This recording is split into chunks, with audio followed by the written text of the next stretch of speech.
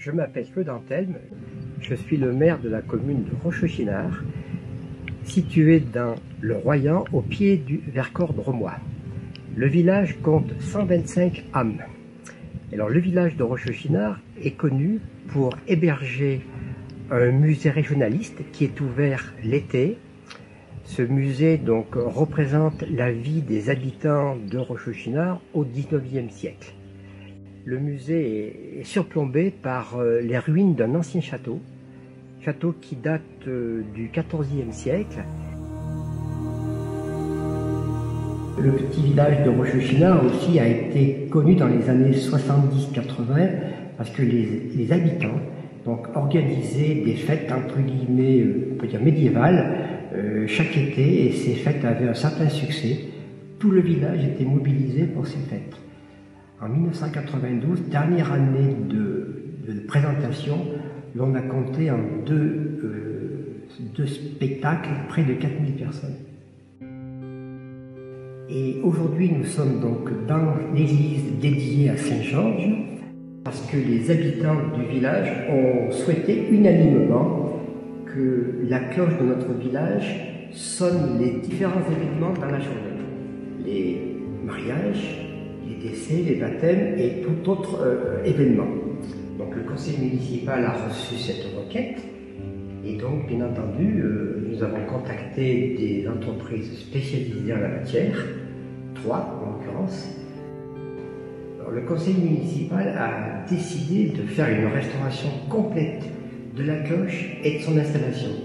Alors, la cloche n'était absolument pas fondue, si ce n'est que la bélière qui tient le battant était cassée, donc autrefois les habitants qui s'occupaient de l'église avaient percé et fait tenir par un boulon le dit battant qui ne tapait plus sur le porte-frappe de la cloche. Donc il a usé une partie de la cloche à l'intérieur. L'entreprise a récupéré la cloche. Elle est actuellement à côté de Cholet, dans le Maine-et-Loire, si je ne me trompe pas. Elle est en train d'être remise en état. Elle va revenir donc sur la fin du mois d'avril pour être installée de nouveau dans son clocher. Elle sera également électrifiée, c'est-à-dire qu'un tintement donc sonnera les heures. Pour l'instant, nous n'avons pas encore défini les plages horaires, mais surtout un moteur actionnera la cloche pour sonner les différents événements de notre village. Donc, dans le projet de restauration de la cloche, la nouvelle installation, nous avons prévu également d'installer un système automatique d'éclairage de la statue de Saint-Georges quand les gens vont pénétrer dans l'église. Une petite cellule va détecter l'entrée et automatiquement la statue sera éclairée. Alors, après cette petite présentation, et bien tout simplement, aujourd'hui, je fais appel à la générosité du public.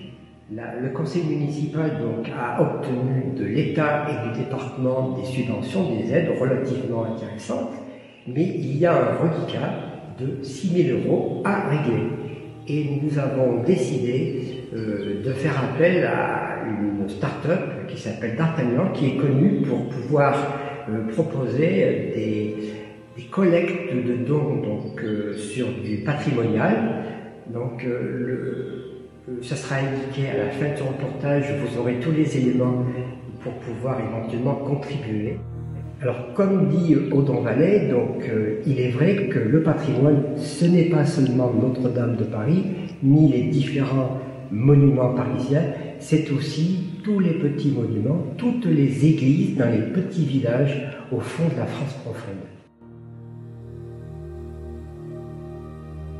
C'est pour ça que je vous sollicite avec bienveillance pour pouvoir nous permettre de mener à bien cette opération.